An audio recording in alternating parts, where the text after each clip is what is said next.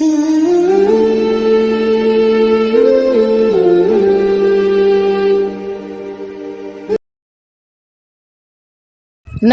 व नसल्ली अला रसूलिहिल करीम अम्मा बाद फ़अऊज़ु बिल्लाहि मिनश शैतानिर रजीम बिस्मिल्लाहिर्रहमानिर्रहीम।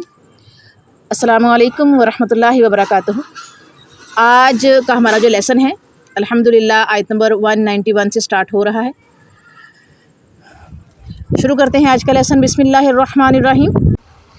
वक़्तुलूहुम हैसु सक़िफ़्तुमूहुम व अख़रिजूहुम मिन हैसु अख़रजूकुम वल फ़ितनतु अशद्दु मिनल क़त्ल वला तुक़ातिलूहुम इंदल मस्जिदिल हराम हत्ता युक़ातिलूकुम फ़ीहि फ़इन क़तलूकुम फ़क़्तुलूहुम कज़ालिका जज़ाउल काफ़िरीन। इसकी वर्ड टू वर्ड ट्रांसलेशन देखते हैं। वा और अक़्तुलू मार डालो या कत्ल कर डालो, हम उन्हें, हैसु जहाँ, सक़िफ़्तुमूहुम तुम उन्हें पाओ, वा और अख़रिजूहुम और उन्हें निकाल दो, मिन से हैसु जहाँ, अख़रजुकुम उन्होंने तुम्हें निकाला, वा और फ़ितनतु फ़ितना अशद्दु ज़्यादा संगीन, मिन से क़ातली कत्ल, वा और ला नहीं तो क़ातिलूहुम उनसे लड़ो, इंदा पास, मस्जिदिल हरामी मस्जिद हराम यानी कि खाना काबा, हत्ता यहाँ तक के युक़ातिलू तुम से लड़ें, युक़ातिलूकुम वो तुम से लड़ें, फ़ीह इसमें, फ़पस इन अगर, क़ातलूकुम वो तुम से लड़े, फ़क़्तुलूहुम तो तुम उनसे लड़ो, कज़ालिका इसी तरह, जज़ाउ सज़ा, काफ़िरीन काफिरों की। अब हम इसकी ट्रांसलेशन देखेंगे।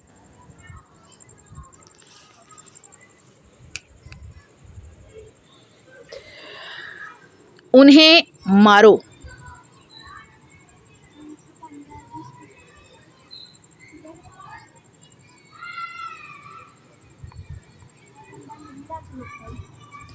उन्हें मारो जहाँ पाओ, और उन्हें निकालो जहाँ से उन्होंने तुम्हें निकाला है। और सुनो, फ़ितना कत्ल से ज़्यादा संगीन है, और मस्जिद हराम के पास उनसे लड़ाई ना करो जब तक कि वो ख़ुद तुमसे ना लड़ें। अगर ये तुमसे लड़ें तो तुम भी उन्हें मारो। काफिरों की यही सज़ा है। अब कल हमने टॉपिक जो है वो पढ़ा, उससे जो हम कल यानी कि पिछले दिनों से टॉपिक पढ़ते आ रहे हैं, एक के बाद एक दूसरे से जोड़ के, तो कनेक्शन देखते हैं इस आयत का पिछले टॉपिक से, कि हुर्मत के महीनों का ताल्लुक़ भी चाँद से है। कल हमने चाँद के बारे में भी पढ़ा ना, कि चाँद की जो तारीख़ें हैं, चाँद का घूमना, चाँद की कशिश शकल, चाँद का जो है वो चक्कर, और ज़मीन और चाँद और सूरज के हिसाब किताब जो है वो हमने पढ़े। तो इसका जो ताल्लुक़ है, हुर्मत के महीनों का ताल्लुक़ भी चाँद से है, इसलिए हुर्मत के महीनों के बयान में उनसे मुतल्लिका मसाइल का बयान जो है वो ज़रूरी समझा गया है, जो कि रब्बे कायनात ने रखा है। रसूल करीम सल्लल्लाहु अलैहि वसल्लम मुसलमानों को कुफ़ार के जुल्म सितम सहते हुए, नबी करीम सल्लल्लाहु अलैहि वसल्लम और मुसलमानों को काफिरों के जुल्म सितम सहते हुए 18 साल गुज़र चुके थे।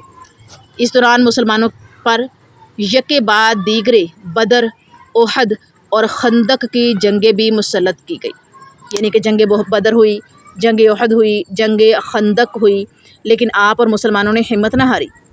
नबूवत के 18वें साल एक गैबी अशारे की बुनियाद पर उम्रा की नीयत से आप आज़म मक्का हुए, लेकिन अहले मक्का ने कौमी इखलाक और हरम की दीनी इक़दार की परवाह किए बगैर रसूलुल्लाह सल्लल्लाहु अलैहि वसल्लम को उम्रा करने से रोक दिया। इसमें कोई शक नहीं कि आप उम्रा की नीयत से मक्का की तरफ चले थे, लेकिन ये भी हकीकत है कि इसमें अहले मक्का के लिए ये पैगाम था कि मुसलमान इखलाकी और अस्करी लिहाज से इस काबिल हो चुके हैं कि वो जब चाहें मरकज़ मिल्लत बैतुल्लाह को कुफ़ार से वागुज़ार करवा सकते हैं, यानी कि उनसे छुड़वा सकते हैं।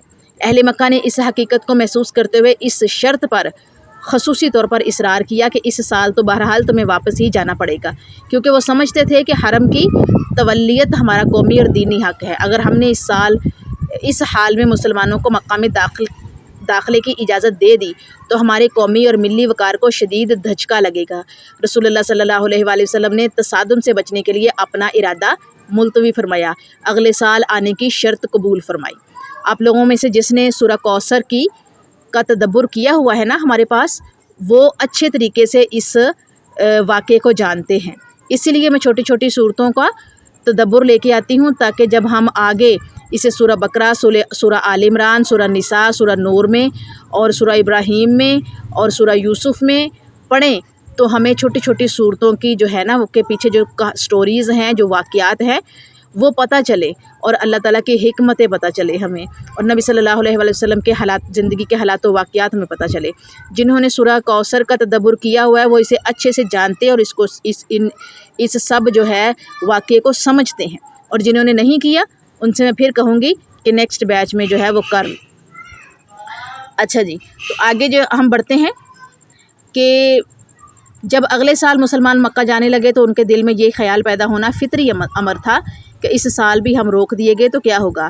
اس کے جواب میں جہاد کا حکم دیتے ہوئے، یعنی کہ اس کے جواب میں اللہ کی طرف سے جو ہے وہ جواب آیا، اس کے جواب میں جہاد کا حکم دیتے ہوئے 12 ہدایات جاری فرمائی گئیں۔ 12 ہدایات۔ نمبر 1، لڑائی کرنے والوں سے جنگ کرو۔ نمبر 2، زیادتی نہ کرو۔ نمبر 3، زیادتی کرنے والوں کو جہاں پاؤ قتل کر دو۔ نمبر 4، جہاں سے انہوں نے تمہیں نکالا وہاں سے انہیں بھی نکال دو۔ نمبر 5، فتنہ قتل سے زیادہ سخت ہے۔ نمبر 6، مسجد حرام کے نزدیک جب تک وہ نہ لڑیں تم بھی نہ لڑو۔ کون؟ کفار، غیر مسلم۔ اور نمبر 7، اگر وہ تم سے مسجد حرام میں قتال کریں تو تم بھی مسجد حرام میں قتال کرو، یعنی خود پہل نہیں کرنی مسجد حرام میں، اگر وہ تم سے قتال کرے تو تم بھی کرو۔ نمبر 8، اگر باز آ جائیں تو اللہ معاف کرنے والا ہے۔ نمبر 9، فتنہ ختم ہونے تک قتال کرو۔ نمبر 10، حرمت والے مہینے حرمت والے مہینوں کے بدلے میں ہیں، ٹھیک ہے۔ نمبر 11، حرمت میں قصاص ہے۔ اور نمبر 12، جتنی وہ زیادتی کرے تم بھی اتنی ہی کرو۔ اب یہاں پر ہم حدیث کوٹ کرتے ہیں، صحیح بخاری کی حدیث ہے۔ حضرت ابو ہریرہ رضی اللہ عنہ بیان کرتے ہیں، بے شک خزاعہ قبیلے کے لوگوں نے فتح مکہ والے سال بنی لئیس کا ایک آدمی قتل کر دیا۔ اس واقعہ کی اطلاع نبی صلی اللہ علیہ وآلہ وسلم کو دی گئی۔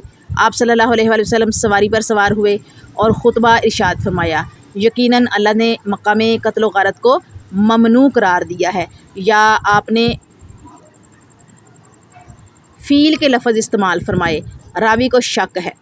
اللہ تعالیٰ نے کفار پر اپنے رسول اور مومنوں کو مسلط فرمایا، خبردار، میرے سے پہلے بھی کسی کے لیے مکہ کی حرمت کو پامال کرنا جائز تھا اور نہ میرے بعد کسی کے لیے جائز ہوگا، یعنی کہ میرے سے پہلے بھی جائز نہیں اور میرے بعد بھی جائز نہیں ہوگا، اور میرے لیے کچھ وقت کے لیے اس میں لڑائی کو حلال قرار دیا گیا تھا۔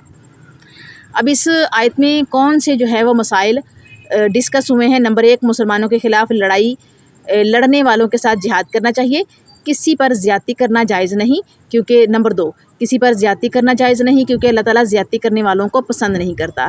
نمبر 3، کفار حدود حرم میں مسلمانوں پر حملہ آور ہوں تو حرم میں ان کے ساتھ لڑنا جائز ہے۔